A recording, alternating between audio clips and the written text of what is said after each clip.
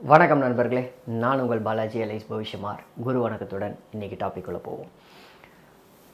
இன்றைக்கி டாபிக் என்ன அப்படின்னு பார்த்தீங்கன்னா, எது ஜோதிடம்?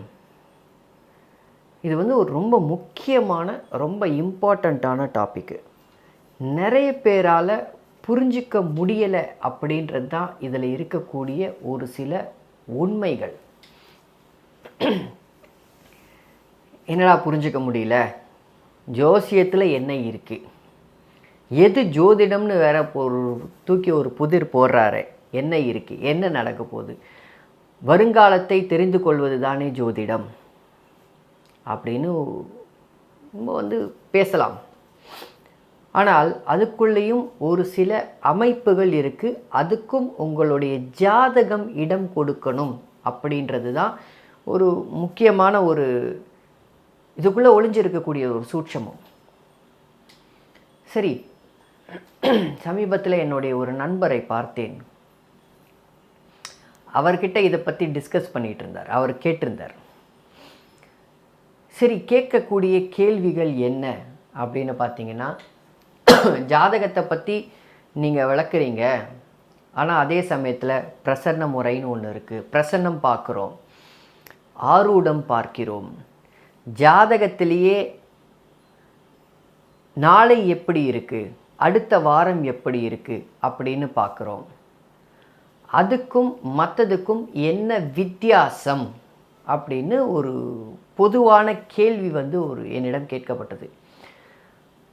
கொஞ்சம் நஞ்சம் இல்லை, பெரிய வித்தியாசம் இருக்குது. என்ன வித்தியாசங்கள்? ஜோதிடம் என்பது என்ன, ஜாதகம்னா என்ன? ஜாதகம் அப்படின்றது பார்த்தீங்கன்னா, ஜனனத்திலேருந்து மரணம் வரைக்கும்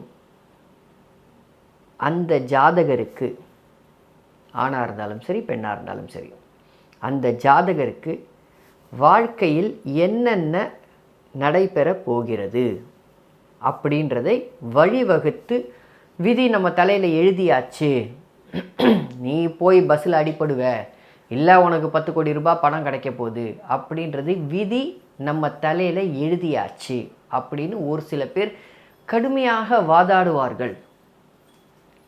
ஆனால் நல்லா யோசித்து பார்த்தீங்கன்னா தெரியும், அந்த விதி நமக்கு செயல்படுறதுக்கே நம்ம ஆறறிவு மூலமாகத்தான் செயல்படும். விதி ஒரு மேலோட்டமாகவே நிற்கும் அப்படின்றது தான் உண்மை. பிரயாணத்தில் பிரச்சனை அப்படின்றது தான் உங்களுடைய ஜாதகத்தில் வருங்கால பலன் இருக்கும். ஆனால் பஸ்ஸில் ஏறி நீங்கள் உங்களுக்கு பிரச்சனையாக போகுதா, இல்லை ட்ரெயினில் போய் பிரச்சனையாக போகுதா அப்படின்றது நீங்கள் முடிவு பண்ணிக்கிற ஒரு சில அமைப்புகள். உதாரணத்துக்கு எத்தனையோ பேர் நீங்கள் நிறைய பார்த்தீங்கன்னா, மனுஷனுடைய மூளை எப்படி செயல்படும் தெரியுமா? ட்ரெயினில் புக் பண்ணியிருப்பாங்க, இல்லை பஸ்ஸில் புக் பண்ணியிருப்பாங்க. ஆனால் ட்ரெயின்லேயும் சேர்த்து புக் பண்ணியிருப்பாங்க அவங்களுடைய புக்கிங்கை. பஸ்ஸில் கிடைக்கலன்னா ட்ரெயினில் போயிடலாம், ட்ரெயினில் கிடைக்கலன்னா பஸ்ஸில் போயிடலாம் அப்படின்றது அவங்களுடைய எண்ணம். ஆனால் உண்மையாக அங்கே இருக்கக்கூடிய விஷயம் என்னென்னா, அந்த பிரயாணம் அன்று நடந்தே ஆக வேண்டும்ன்றது தான் அங்கே இருக்கக்கூடிய ஒரு உண்மையான தன்மை. சரியா, இதுக்கும் ஜாதகத்துக்கும் என்ன வித்தியாசம், இதுக்கும் ஜாதகத்துக்கும் என்ன ஒரு கனெக்ட் இருக்குது அப்படின்னு கேட்டிங்கன்னா, இது ஜாதகத்தில் பதியுகின்ற ஒரு சில விஷயங்கள். இன்று என்ன நடக்கும், நாளை என்ன நடக்கும், எனக்கு இது நடக்குமா, பிரசன்னம் மூலம் தெரிஞ்சுக்கலாம். தப்பே கிடையாது. அது பிரசன்னம் அப்படின்ற ஒரு வழிமுறை. அதே மாதிரி ஜோதிடத்திலையும் பல பரிமாணங்கள் வந்துவிட்டது. டிஎன்ஏ அஸ்ட்ராலஜின்னு இருக்குது, ஏஎல்பி அஸ்ட்ராலஜின்னு இருக்குது. ஒவ்வொருத்தர் ஒரு பலன் எடுக்கும் முறையை சரிவர கற்று வைத்து கொண்டிருக்கிறார்கள் அப்படின்றதுல உண்மைதான். அதில் மறுக்க முடியாது. ஏதோ அங்கேயும் உண்மை இருக்குல்ல, இல்லாமல் ஒன்றும் இல்லையே அப்படின்ற அடுத்த அடிப்படைக்கு போயிடலாம். ஆனால் ஜாதகம் எப்படி செயல்படுது? ஒரு உதாரணம், பிறந்த தேதி மட்டும் போடுறேன், நேரம் வேண்டாம், தசாபுக்தி என்னன்றதை, தசை என்ன நடக்குதுன்றதை மட்டும் சொல்லலாம். ஒரு ஜாதகம் போடுறேன். அதுக்கு முன்னாடி இந்த சேனலை சப்ஸ்கிரைப் பண்ணிக்கோங்க. பக்கத்தில் வர பட்டனை லைக் பண்ணிக்கோங்க. இன்னும் 10 பேருக்கு இந்த வீடியோவை ஷேர் பண்ணுங்கள். சரியா? சரி, ஒரு ஜாதகம் இதை போட்டுட்டு உங்களுக்கு ஒரு விதமாக நான் விளக்குறேன். இந்த ஜாதகத்தை விளக்க போகிறது இல்லை, பட் எது ஜோதிடம் அப்படின்றத நம்ம பார்ப்போம். அதுக்கு இது ஒரு ஜாதகத்தை ஒரு உதாரணமாகவே எடுத்துக்கலாம்.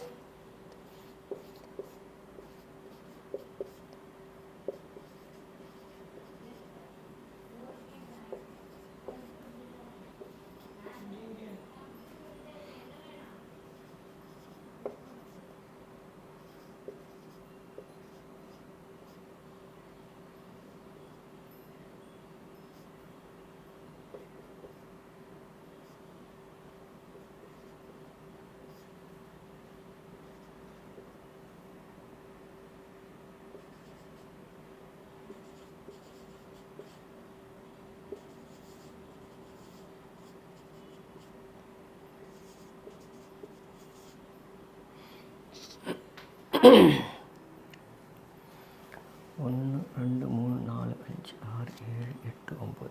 நான் நேரம் போடல. இந்த ஜாதகத்துக்கு நான் நேரம் போடலை, ஸ்பெசிஃபிக்காக தான் நேரம் போடலை.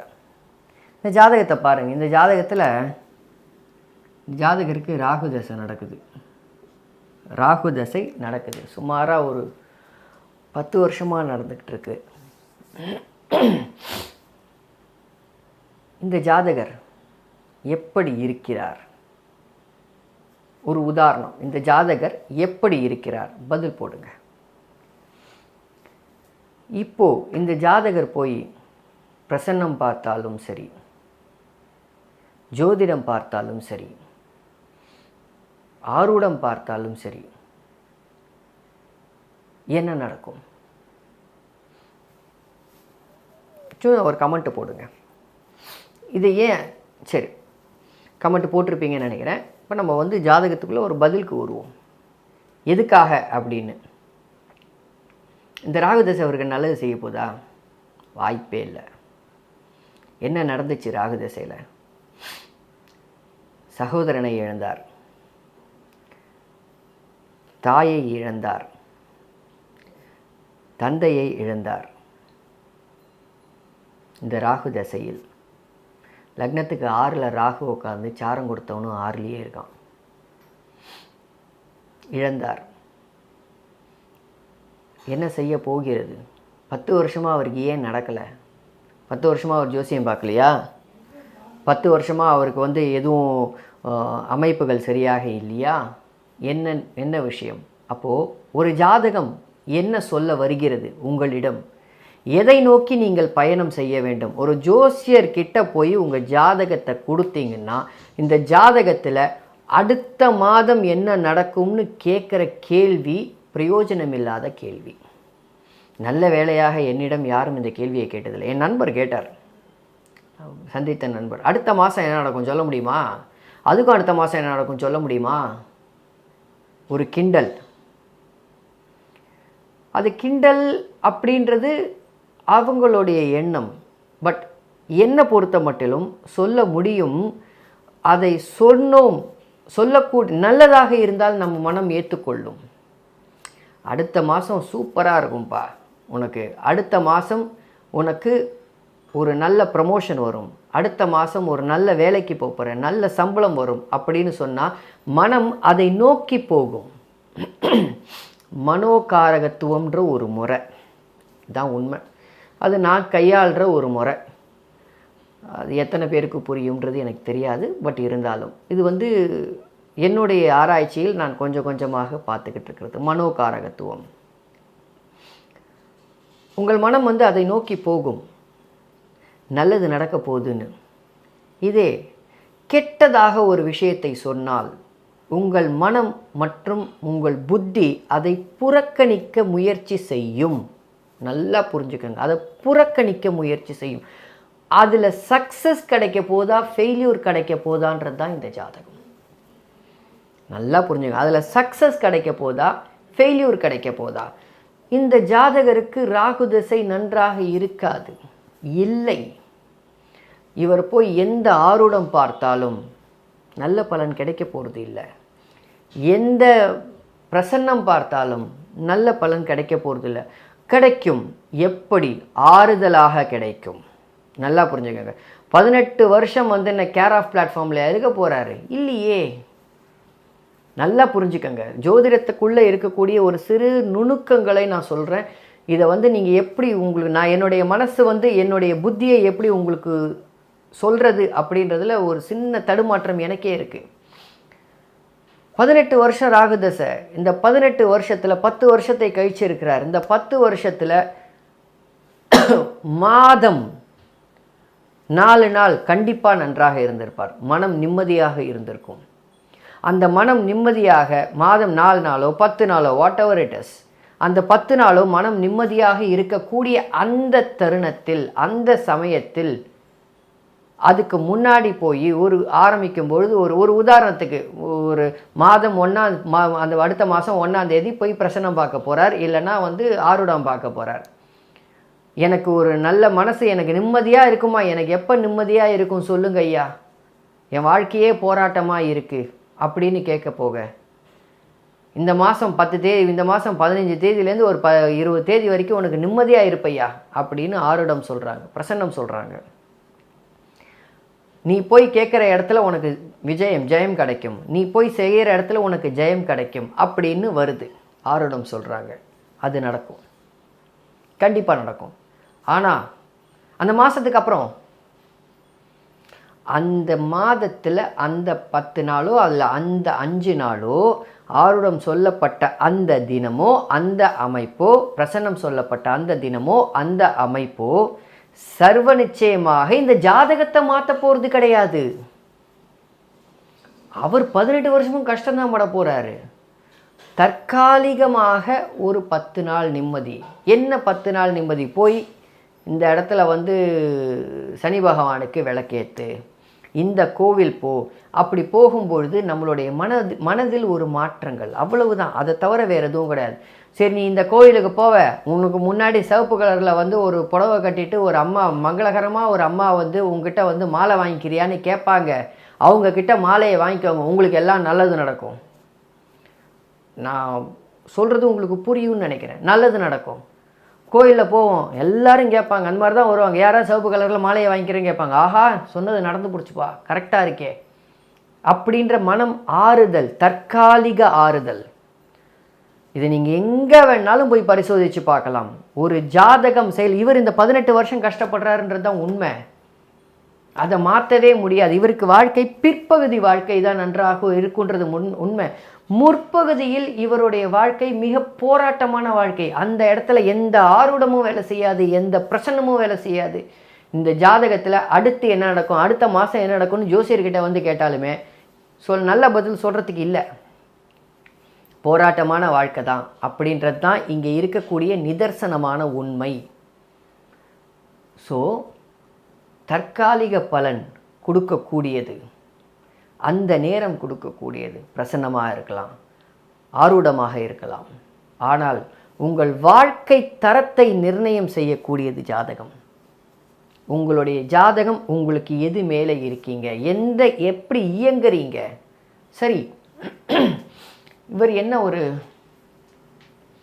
என்ன சம்பாதித்து கொண்டிருக்கலாம், எப்படி இருக்கலாம் அப்படின்னா, தாயோடைய தயவில் இருந்தார். 4ஆம் வீட்டில் பாருங்கள், சந்திரன் திக்பலம் மற்றும் ஓரளவுக்கு உச்சமாக போகக்கூடிய நிலைமை. தேய்பிரை சந்திரன் உச்சமாக போகக்கூடிய நிலைமை. லக்னாதிபதி சனியோடைய பார்வையில் திக்பலமாக இருக்கிறதே ஒரு அமைப்பு தான்.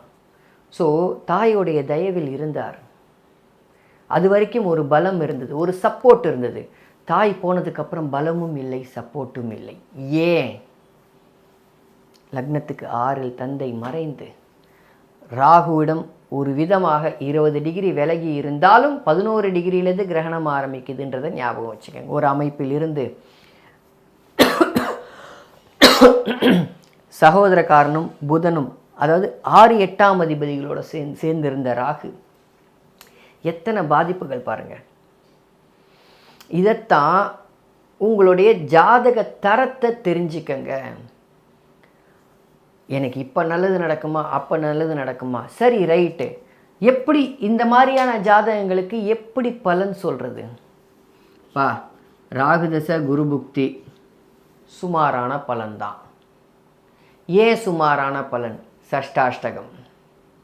ராகுதசை குரு புக்தி செவ்வாய் அந்தரம் சரியில்லைப்பா, சகோதரர்களால் பாதிப்பு. ஏன்? விரையாதிபதி 11ஆம் இடத்துல உட்காந்துக்கிட்டு இருக்காரு, சஷ்டாஷ்டகமாக இருக்காரு. விரையாதிபதிக்கு சகோதர காரகன் ஆகிய செவ்வாய் மறைந்திருக்கிறார், சஷ்டாஷ்டகமாக இருக்கார். உஷாராரு, சகோதரர்களால் பிரச்சனை வரக்கூடிய சூழ்நிலை அப்படின்னு சொல்லலாம். குருவுடைய காரகத்தினால் தனத்தினால் உங்களுக்கு வேலை பாதிப்புன்னு சொல்லலாமே தவிர, இந்த மாதிரியான ஜாதகங்களுக்கு 10ஆம் தேதி உனக்கு வேலை கிடைக்கும் போ, அந்த மாதிரி குறிப்பிட்டு டேட்டை சொன்னால் சரியாக வராது. இதுதான் உண்மை. அப்படி சொல்ல முடியுமா அப்படின்னா, கிடைக்கலாம் வேலை, 10ஆம் தேதி கிடைக்கும். இன்னும் 1 வருஷம் 6 மாதம் கழிச்சு அந்த வேலையை விட்டுருவார்.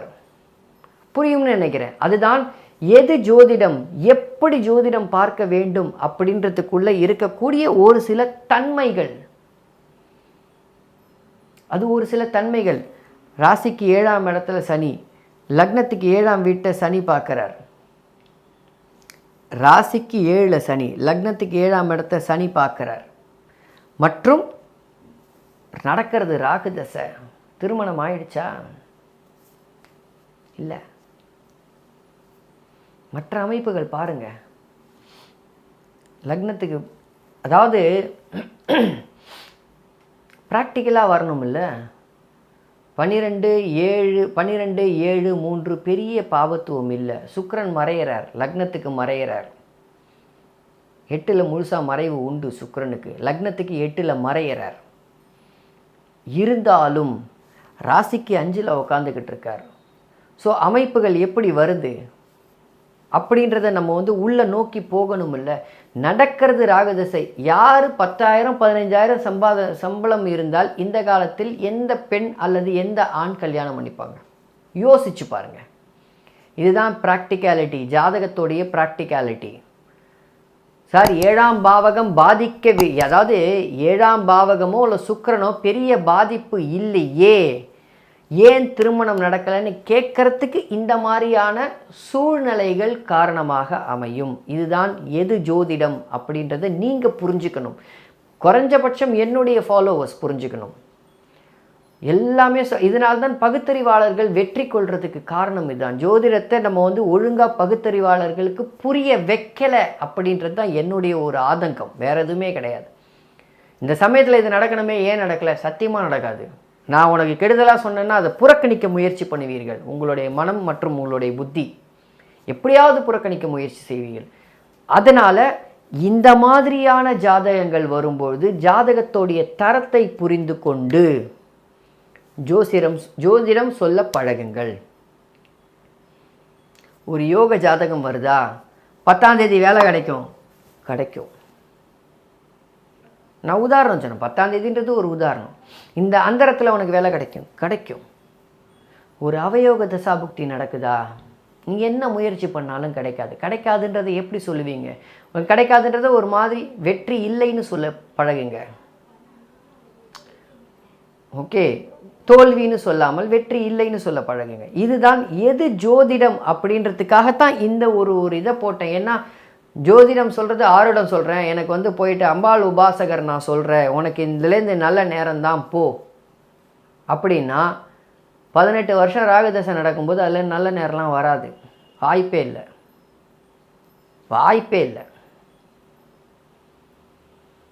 பிரசன்னத்தில் சொல்லிட்டாங்க நல்ல நேரம் இருக்கும் சார், ஒரு 10 நாள், 1 மாதம், இல்லை மிஞ்சி போனால் ஒரு 3 மாதம் நல்லா இருப்பாங்க. அதுக்கப்புறம் திரும்பி பிரச்சனைகள் வரும். அந்த பிரச்சனையை மேற்கொள்ளணும்.